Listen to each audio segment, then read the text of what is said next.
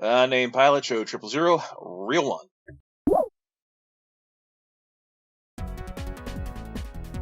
Ready! Hi, I'm Plum, and I'd like to walk you through a bit of my Sega Saturn collection, with the Saturn being my favorite video game console, just because it's the one I primarily grew up with as a kid. And it also hosts some of my favorite art and video games, and art is the main thing I look for when deciding which games I like, which may seem superficial, but I don't know, I enjoy it. Specifically though, for the first game I've got 2 copies of Rockman 8 for the Saturn. The second is missing the manual, but it is the original case still, and it's always nice, at least in my opinion, to have a backup copy in case something happens to your main copy, especially for games you really enjoy. Mega Man 8 on the Saturn, while most people generally see this as a PlayStation game, the Saturn copy is quite cool, as it features not only extra bosses, which most people are familiar with, but it even features rearranged music for Tengu Man, and all of the stages feature a lot more enemies, because this game, while it's normally regarded as the easiest in the series, the Saturn version ramps up the difficulty just enough so it feels a bit nicer casually. So the extra content in this release, I would say, definitely if you are a fan of Mega Man or platformers with fantastic animation and art, check out this game. The US version gets very, very expensive because it was late into the US print run's life, but for the Japanese copy, they're pretty reasonable. And continuing on the trend of Mega Man, it's Rockman X4. This is the Satakore version. Satakore is the budget label that the Saturn had in Japan, so think of it as PlayStation The Greatest Hits, or Yellow Label GameCube games for the player's choice. That's basically what Satakore is. And I personally really like the little logo and the red label on the side, but that's personal preference. One cool thing about Rockman X4 though for the Satakore version is since the Satakore logo is red, the Satakore version also features a red disc where the normal disc is blue. This game it's okay. I'm more of a fan of the other Mega Man X games, specifically 5 and 6, but it basically has all the same content as the PlayStation version. There's a couple extra graphical effects and a little bit of extra notes in the music at the beginning of Magma Dragoon and Frost Kibatodos' stage, but it's okay. It's about the same as the PlayStation version. Rockman X3 though, this game is a whole different beast. This is the worst port I have played on the Saturn. Rockman X3, while originally being a Super Nintendo game, or Super Famicom specifically, this is a port of the PlayStation version. The PlayStation version featuring a rearranged soundtrack, which is very cool, and I like it a lot. There's a lot of problems with the Saturn version though. People complain about the Saturn version of Symphony of the Night lagging a lot. This game is a lag machine, and to top it off, it got bumped down from 60 FPS to 30 FPS, and instead of being 4x3, they made the game have these weird borders, and the game is in a weird resolution where it's taller than wide. It's very odd. But yeah, this is a port I would track down specifically if you like both Mega Man and bad ports, because this is a good game to laugh at. But how I just said that Rockman X5 and 6 are my favorite, with 6 being my favorite, I'm gonna need a way to play these games on my PlayStation with a good controller, so I have a Saturn controller for my PlayStation, and it features a start and select button. just for full compatibility.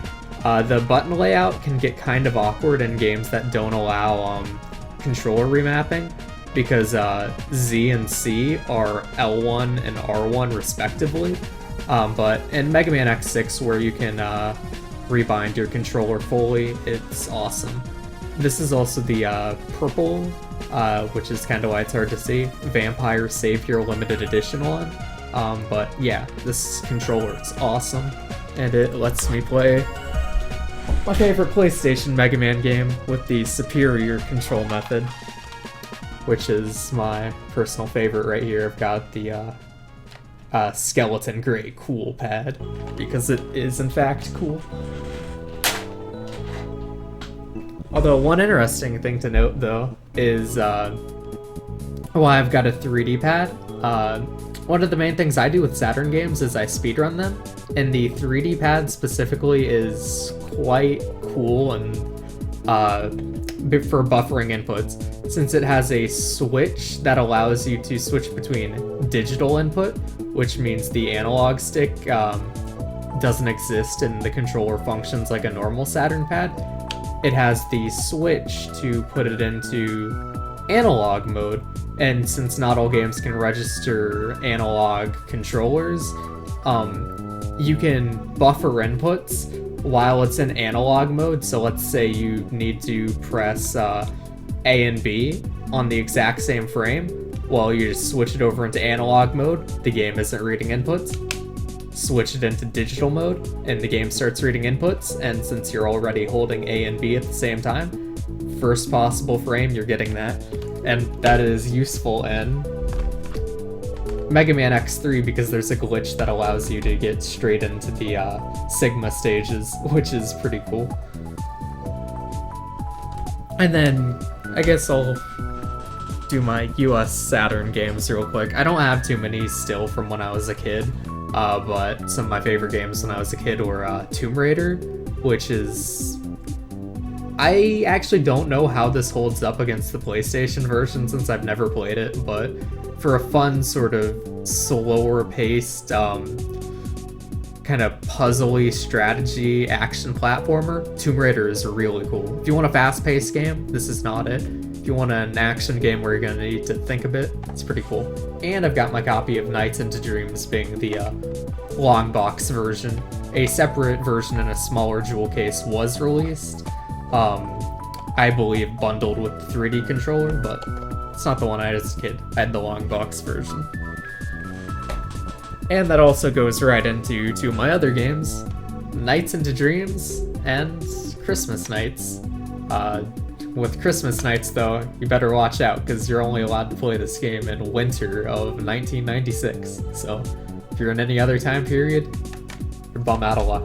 But that game's actually pretty cool. It also features game mode I'm sure a lot of people are familiar with, where you play as 3D Sonic.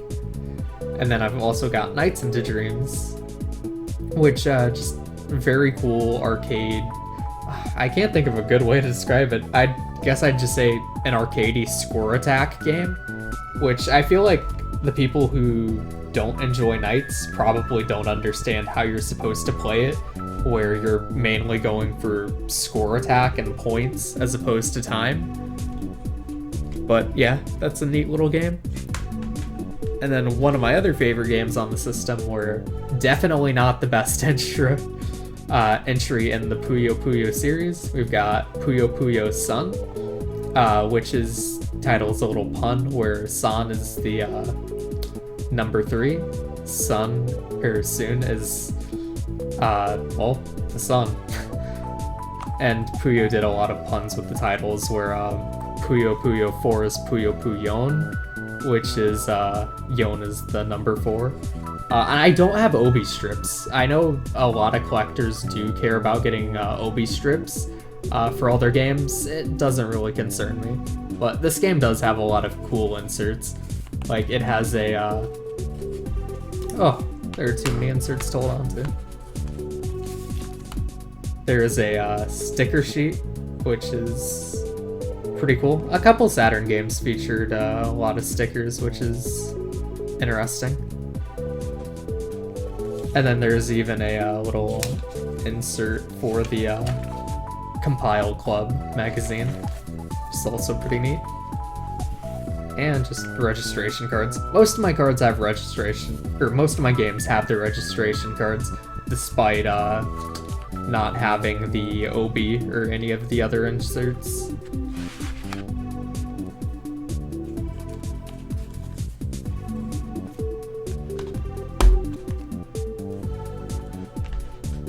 And then one other game that I like a lot, the Saturn has a bunch of really good JRPGs, Princess Crown being my favorite since I favor the action RPGs a lot more heavily. And yeah, I also have the OB for this game, but more important than the OB is one of the main things people know Princess Crown for is the fantastic art, because this game was made by the team that would eventually form Vanillaware, which made both Odin's Sphere and Dragon's Crown are kind of spiritual successors to these games. But yeah, the art is absolutely amazing. You get to see actual illustrations of the characters and large scaled up sprites of a lot of the monsters. The animation in the game is absolutely gorgeous. The mechanics of the game, however, have not aged well, and it can be a tedious game to play. One of the biggest issues being you can't run away from random encounters, and that really, I think, hurts this game for a lot of people who would want to play it now. So hopefully Odin's Sphere HD sells well and they remake Princess Crown, because I like Princess Crown more. It's just pretty rough around the edges. And then probably the most expensive Saturn game I own is Symphony of the Night on Saturn. And this is... how I mentioned X3 is a bad port. This is also kind of a bad port. Fortunately, this bad port has extra content to make up for it, with the addition of the character Maria. While the PSP version of Symphony of the Night on Dracula X Chronicles also features Maria, the two have completely different playstyles, with this Maria being a lot more like Richter, who you're probably familiar with from Soten, and in the PSP version, Maria controls like she does in Rondo of Blood. And you can also see there's a little $40 price tag I haven't taken off. No, I unfortunately did not get this game for $40. This game is quite expensive, which I don't feel like it should be. The main issue being this game lags a ton. So there's a lot of slowdown, and one other interesting thing is this game doesn't have any sort of transparency, and all the transparency is replaced with dithering effects, which is kind of cool if you like that art style.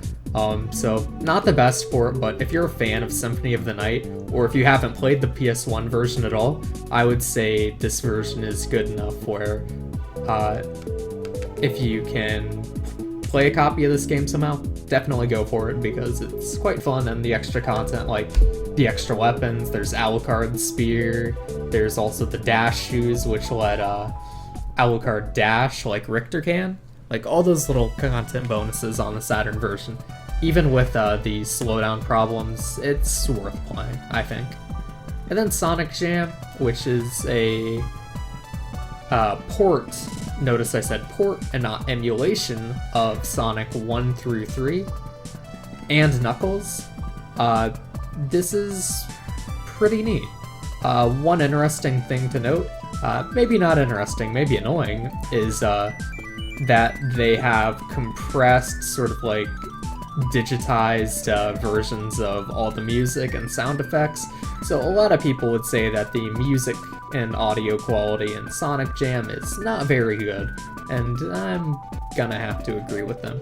The benefit, however, of having CD-based audio instead of hardware-generated audio is that channels won't overlap. So when you're picking up rings and there's a lot of other sound effects, none of the channels will be overlapping the music, so the music is going to be playing constantly.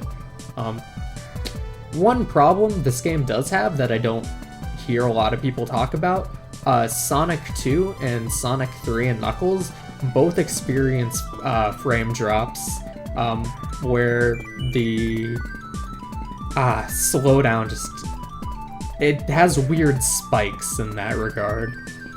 So this is not the best version of Sonic 1 through 3 and Knuckles you could play, but it's alright. And it's also got the 3D Sonic world that you can mess around with. And then Burning Rangers, this is a really cool 3D action platformer firefighting game, very ambient. It comes in this awesome double disc case, and you might be wondering, why are there 2 discs? This is a single disc game. And that's because one thing that this game is absolutely known for is having a jammin' soundtrack. So, what better way to experience the jammin' soundtrack than getting a page full of lyrics in the instruction manual, and then having a second CD for karaoke. Yeah, that's about the extent of what you need to know about Burning Rangers. Very cool game though. If you're into US Saturn games, this game fetches quite a pretty penny, but the Japanese version is cheap, although I would, if you were unfamiliar with the Japanese language, do not play the Japanese version. It will ruin a lot of this game for you, because it's a very ambient game. The sound design in this game is way ahead of its time. Instead of using a visual map, they have a navigator who guides you over the game's audio, and just all the little touches like that. This is a game that needs to be played in a language you can understand. So while the US version is so much more expensive, I really can't recommend the Japanese version unless you are actually familiar with the language. Very cool game though, so do try to play it. And then for my last game, I have Lupin the Third Chronicles, which is not exactly a game, it's more of a multimedia disc. That's like an interactive encyclopedia for the series, and it's really, really cool if you're a fan of the Lupin anime and movies. And one interesting thing to note is there are actually 3 different variations of the cover for this game. So, they included... it's a little tricky to get some of these out. They included 3 large, awesome stickers, which these are the other covers for the game. Oh, going out. So yeah, I don't know why they included the big stickers, but they're absolutely awesome. And then there's also the OB and registration card. I think it's funny that even when games are missing all the other inserts, I find they generally have the registration card, because nobody ever mailed those in. So yeah, there is sort of a walkthrough of my Saturn collection. It's not the largest collection in the world, and it's not rare, but one thing that I emphasize when collecting is every single game I own, I want it to be a game I will play a lot and enjoy, which, especially through speedrunning a lot of these games, which I've done, all of these games have huge amounts of replay value. I really enjoy the mechanics in them, and they're basically just games I want to play, so that's why I can justify spending around $100 on a copy of Symphony of the Night for Saturn, when I could just get the Xbox Live Arcade version for like $5. And same thing with a lot of the weird, obscure ports. I guess that's my biggest tip when collecting, is make sure you're actually collecting stuff you want to play. Otherwise, you're going to end up with a just gluttony of stuff you're never actually going to play or enjoy. And I think that's the big thing about Saturn collecting, is just if you enjoy the games on the system, you'll enjoy collecting a lot, especially if you get the games you're pretty nostalgic for, like I am with Knights and Mega Man. So thank you for watching, and I hope you found some of this interesting. Take it easy. Hey guys, thanks for watching. I hope you enjoyed this video. And a big thanks to Plum for being the first guest. He was basically my guinea pig, and I really appreciate that. This is intended to be the first in a series of videos where I have various guests come on and share their experiences, knowledge, or their collection. Anything related to mid-90s Sega is fair game. I want this to be a fairly open format where people are free to discuss whatever they want. The next guest will be Vampire Mike of Sega CD Universe, and that video should be up probably, I would say, March or April. Anyway, let me know what you think about this in the comments. What did you like? What didn't you like? What can I do better? And if you have any ideas for a name for this show, I've been trying to come up with something for months and I haven't been able to. So suggestions are definitely appreciated. Once again, a big thank you to Plum. Make sure you check out his Twitch channel at the link below in the description. I'll see you guys next time.